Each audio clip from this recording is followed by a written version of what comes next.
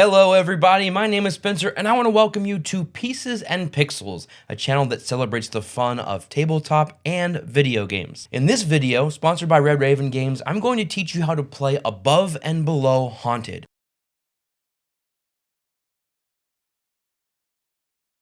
In Above and Below Haunted, a competitive village building game of exploration and spookiness, you and your family are ready to leave your crowded hometown. There are just too many people. So, you head off to make a new home in a group of villages in a landscape of azure lakes, watery caves, underground streams. There's a lot of water, is the idea. Plenty of opportunities to explore for rare ingredients and treasures. Your new existence will also include catching fish and living the good life in a stilt house on the lake. Unfortunately, no one told you about the ghosts that haunt this group of villages, and if they had, maybe you could have put up with your crowded hometown after all. I'll get into how this all plays out in the game in just a bit, but first let's set it up.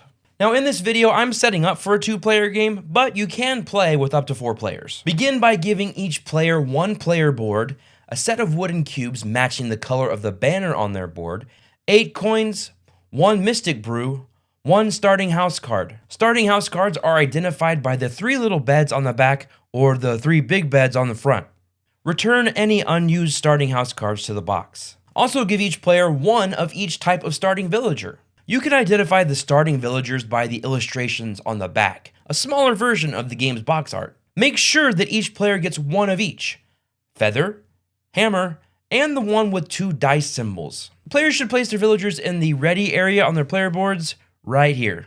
If you're playing with fewer than 4 players, return any remaining sets of starting villagers to the box. A villager setup is slightly different for a 4-player game. Only place the villager with the hammer symbol in the ready area and place the other 2 villagers here in the exhausted area. You'll only be able to use the hammer villager in the first round of play. Next, look for the 8 house cards with stars on their backs and place them face up on the table. Then take the 9 key house cards with keys on their backs, shuffle them, draw 5 at random, and place them face up in a row below the star house cards.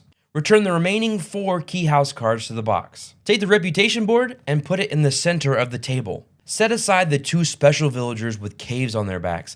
Then take the regular villagers, shuffle them face down in a pile, and draw 5, placing them in the row along the top of the reputation board.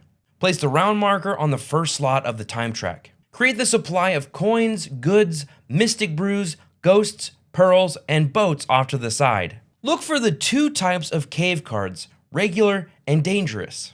Dangerous are identified by the red serpent on their backs and the pearl symbol on the fronts. Shuffle each type into 2 piles and place them face up next to the reputation board. Have each player place 1 of their cubes on the torch space on the reputation board.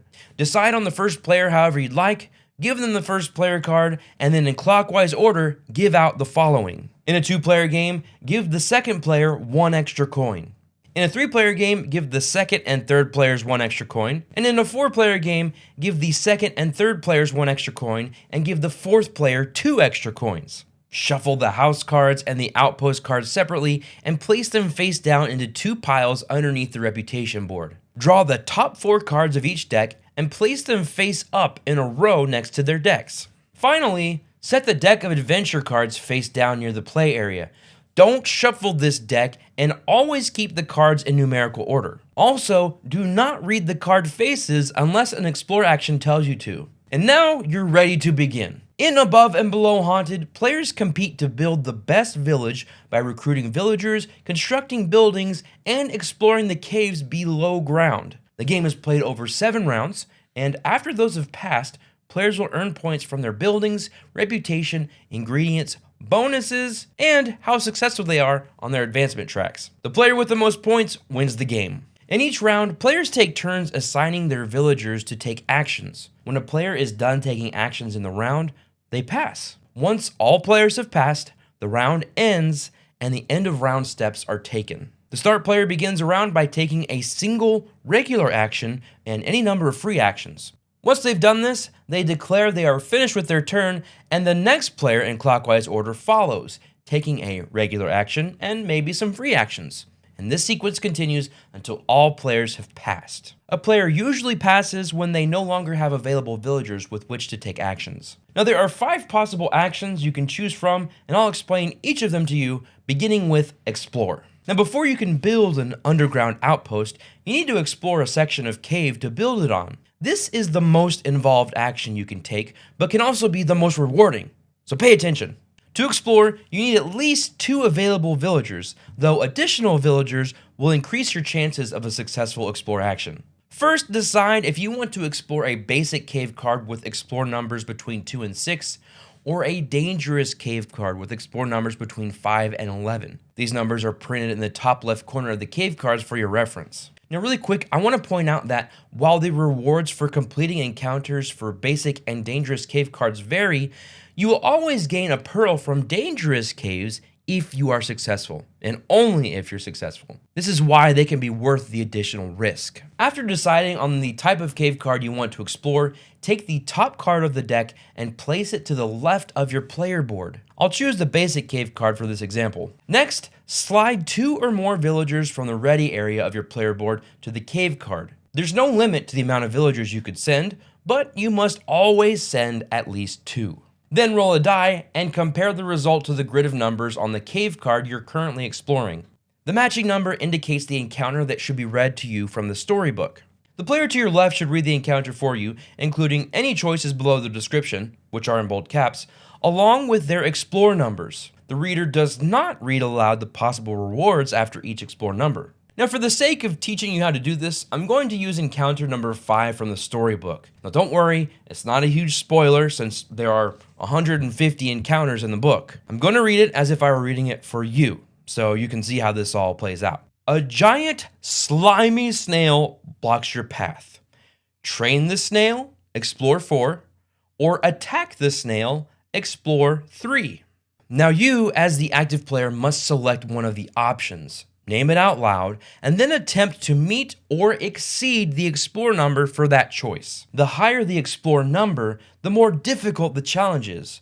But the more challenging options can have better rewards, but not always. I should note that if a choice requires you to pay a good or a coin, you can only make that choice if you can pay the full cost before rolling the die. Alright, back to the example.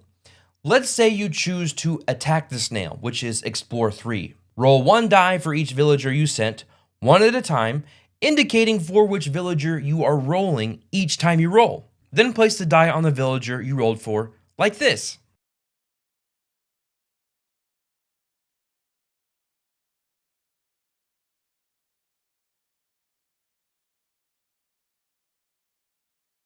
The die symbol on the villagers indicate the required result you need in order to gain the benefit of the lanterns. For example, you need at least a 2 to gain 1 lantern from this villager. For this villager, a roll of 1 or 2 gives you 1 lantern, while a roll of 3 or more gives 2 lanterns. After you've assigned 1 die to each villager used in the encounter, total the number of lanterns they provide. If the total is equal to or greater than the explore number for your choice, you succeed. Now, if you don't have enough lanterns, you may choose to exert 1 or more of the villagers involved in the encounter to gain extra lanterns. To do this, remove the villager from the cave card and place them here in the injured area on your player board. Each exerted villager gives 1 extra lantern. If you succeed in your encounter, the reader then turns to the paragraph listed next to your choice and reads it, giving you any listed rewards from the supply. Now let's continue with the example, assuming you were successful. Explore 3, turn to paragraph 5.2.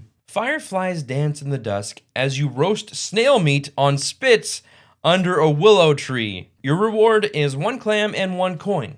Notice how after the reward, there's a bonus listed. You receive the bonus in addition to the basic rewards if your result exceeds the explore number by 2 or more. Now you may also exert your villagers in order to obtain the bonus reward. Now you can gain other things besides resources and coins from encounters. When an encounter tells you to gain the lowest available new villager, this means that you take the villager from the reputation board with the lowest cost. Unless you have an ability that instructs otherwise, these new villagers are added to the exhausted area of your player board. If you gain a building as a reward, you do not have to pay the cost of the building. If you gain a boat, place it in the ready area of your player board. We'll go over boats and how to use them in just a bit. If the reward lists adventure card followed by a number, retrieve the card from the adventure deck. These cards give special abilities to the player as described on the card. Sometimes the test will instruct you to gain or lose reputation. To gain, move your cube on the reputation track to the right a number of spaces equal to the printed value. If you ever need to lose reputation, move your cube to the left, again equal to the printed value. After gaining the rewards, move any villagers remaining on the cave card to the exhausted area of your player board. Place the cave card to the right of your player board, below the row of houses, in the same row as any other cave cards and outposts you already have. Now that's all well and good if you succeeded in your encounter, but what happens if you don't have enough lanterns to meet or exceed the explore number? Easy. You fail, and you don't get any listed rewards, and you don't gain a pearl from a dangerous cave. It's not a complete loss though. You do get to keep the cave card even if you fail, which is a change from the original above and below. Also, pay attention to each encounter because some have failure descriptions that must be read if a specific choice is failed. When you take the build action, you can build a house, star house, key house, or outpost. First, slide a villager with a hammer symbol from the ready area to the exhausted area. If you have no ready villagers with a hammer, you can't take this action. Then, choose to purchase one of the available house, star house, key house, or outpost cards, paying the cost listed in the upper left corner to the supply. Houses, key houses, and star houses are placed in a row next to your starting house. Reminder that in order to build an outpost, you must have an open, available cave card that you gained from a previous explore action. Place the newly built outpost on top of the cave card. Buildings can give you special abilities, increase your income, and or provide other benefits. For a detailed explanation of building symbols, turn to page 15 in the rulebook. However, I do right now want to draw your attention to cards with good symbols on them and explain the difference. When you buy a card with a good symbol and two small dots, immediately place two types of that good on the card. These goods can be harvested by using the labor action, as we'll see in just a bit. Once the goods are harvested from this type of card, they don't refill and are gone for good. But when you buy a card with a good symbol and a small arrow, immediately place one good of the specified type on the circle. Again, this good can be harvested using the labor action, but unlike the previous example, this good will be replenished at the end of each round if the space is empty. I'll go over this a little more in detail during the end of round explanation. Now, after placing your card, if you built a house or outpost, be sure to draw a new card to replace the one you built. The next action in order on your player board is to banish ghosts, but we don't have any of those yet, so I'm going to go slightly out of order and explain the hire action next. We'll come back to banish in just a bit. You need to hire more villagers in order to accomplish more actions each round. To do the hire action, you must have a villager with a quill symbol on the ready area of your player board. Slide that villager over to the exhausted area, and then pay the passage cost for the new villager you choose from the reputation board, which is displayed under each villager. Now let's take a closer look here at the village section of the reputation board.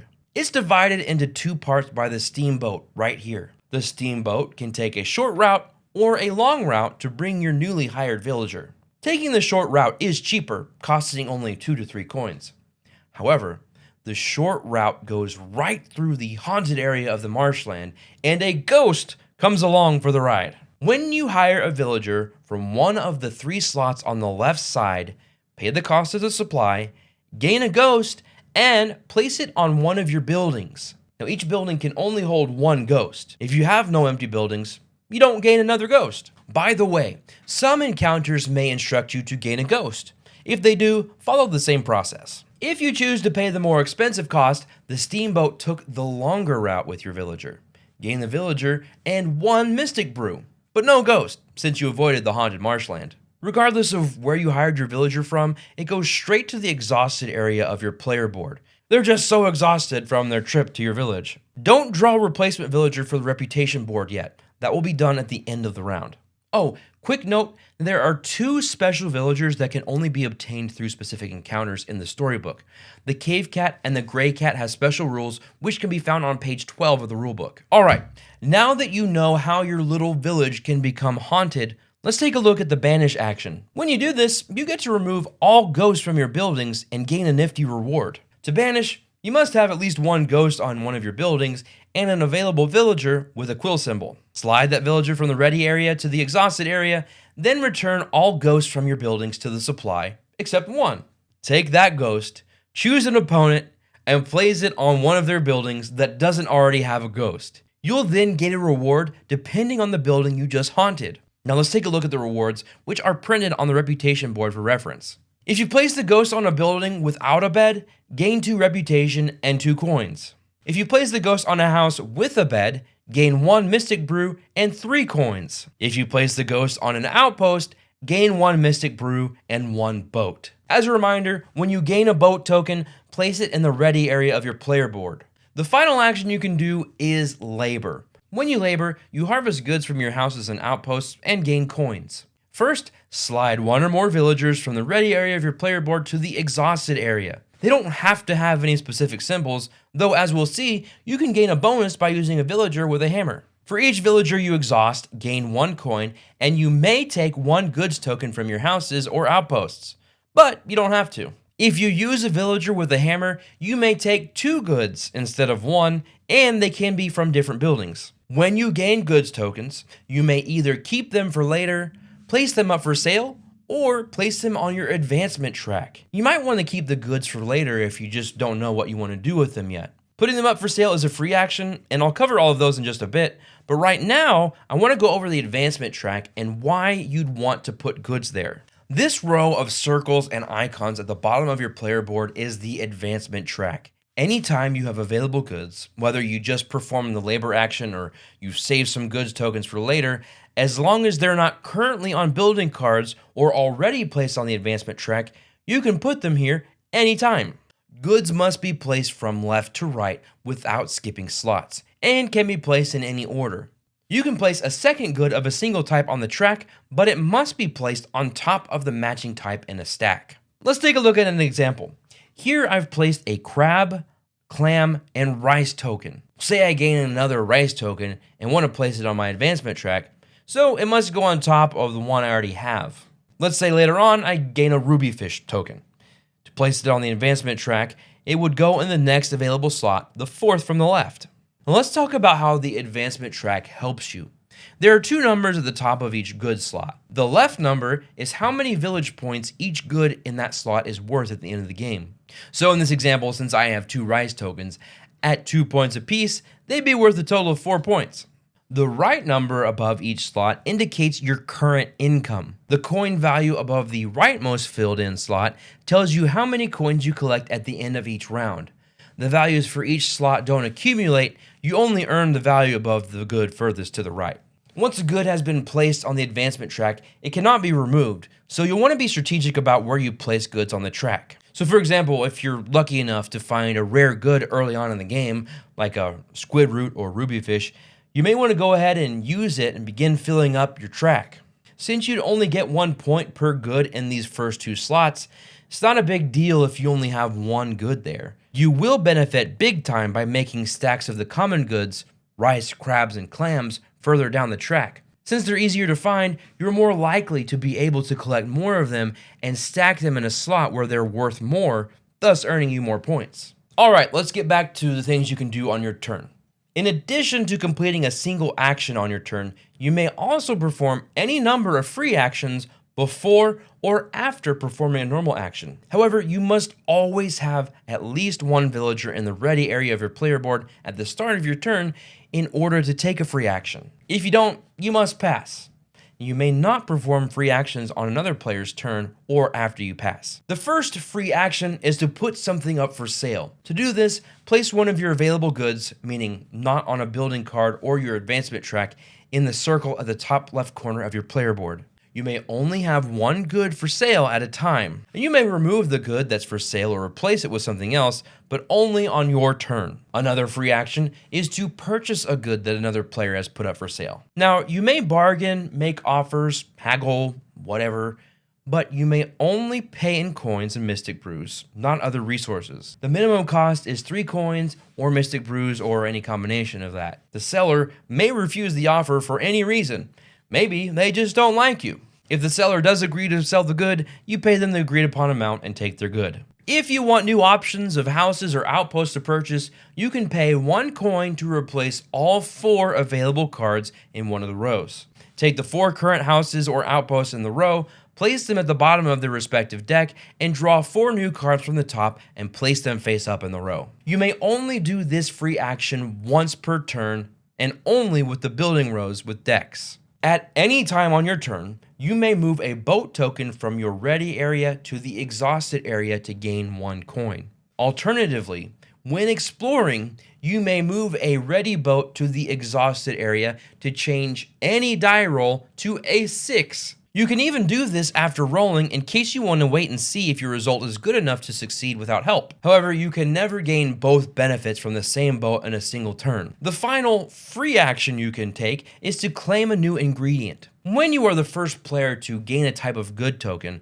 whether by harvesting or encounter reward, immediately place one of your player cubes on the reputation board for that good. Each good may only have 1 cube, so it's important to be the first player to claim the goods. At the end of the game, you'll earn village points for goods on the track, which we'll cover in just a bit. When you are done taking actions for the round, or you do not have any villagers in the ready area of your player board at the start of your turn, you declare, "I pass," and you may not take any more actions or free actions in the round. Once all players have passed, the round is over and you'll proceed to the end of round phase, which has 8 steps. First, each player counts how many ghosts they have on their buildings and moves their cube on the reputation track down 1 space per ghost. Next, slide the round marker 1 space forward on the reputation board. If it can't move, the game's over and you'll proceed to the game end phase, which we'll cover in just a bit. Then, slide any remaining villagers on the reputation board to the left so that they occupy the lower cost slots. Fill any open slots to their right by drawing new villagers from the villager pile. Now, all players may refresh their villagers. Count up how many beds you have on your buildings,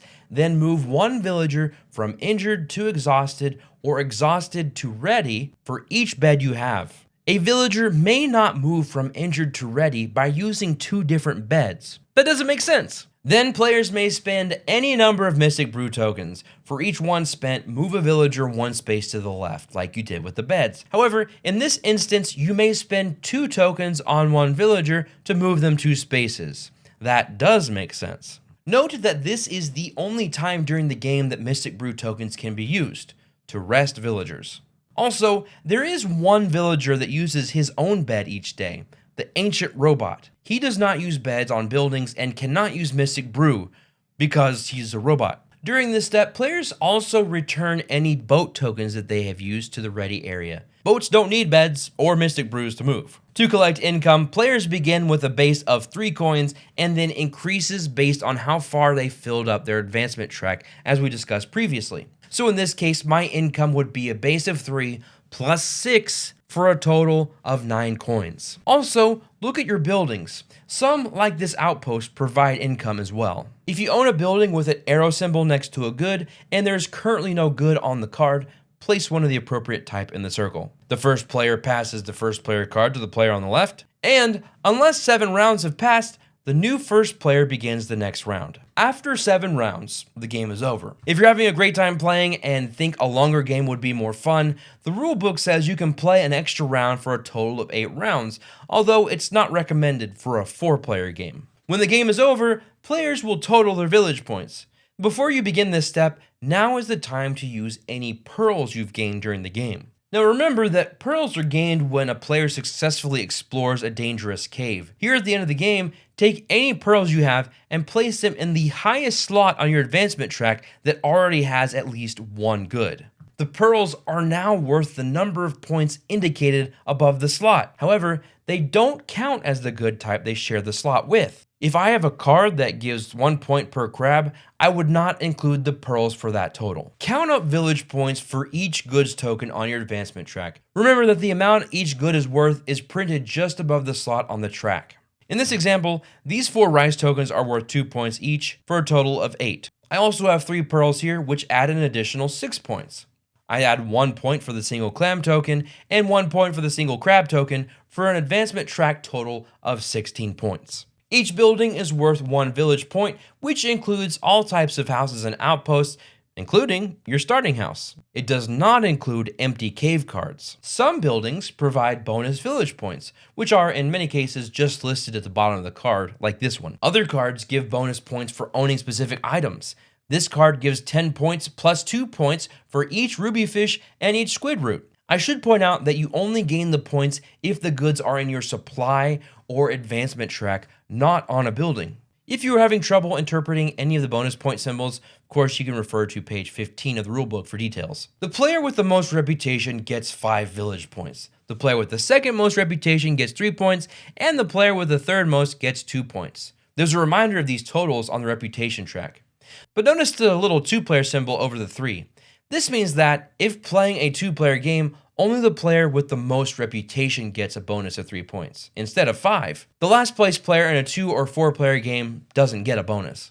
If there's a tie for reputation, add the 2 appropriate words together and divide by 2, rounding up, and give each tied player an equal number of points. Let's say I'm tied with Tom for most reputation in a 4-player game. We take 5 plus 3, divide by 2, and we'd each get 4 points. Players also gain or lose points based on where their marker is on the reputation track. Apply the value underneath your marker. That means you can earn up to 7 points or lose up to 7 points. Finally, check the ingredient track and gain points if any of your cubes are present. Gain 1 point for each one of your cubes on the rice, crab, or clam, 2 points for the tea leaf, nut, or thorn fruit, and 4 points for the squid root or ruby fish. In this example, I would have a total of 7 points from my cubes. Players add up all of their points, and the player with the most village points is the winner. If tied, the player with the most coins wins the tie. If there's still a tie, the player with the most villagers and boats wins the tie. If there's still a tie, the player with the most buildings wins the tie. And if there's still a tie, I win. You can say Spencer won. Go ahead, log it in your BG Stats app. And that's everything there is to Above and Below Haunted. If you have any questions about anything I covered here, please feel free to leave me a comment and I'll get back to you as soon as I can. If you like live content, make sure you are subscribed to this channel here or over on Twitch. I host board game and video game live streams during the week, and I'm sometimes joined by the best person in the world, my wife Laura. Once again, my name is Spencer, and I want to thank you so much for watching.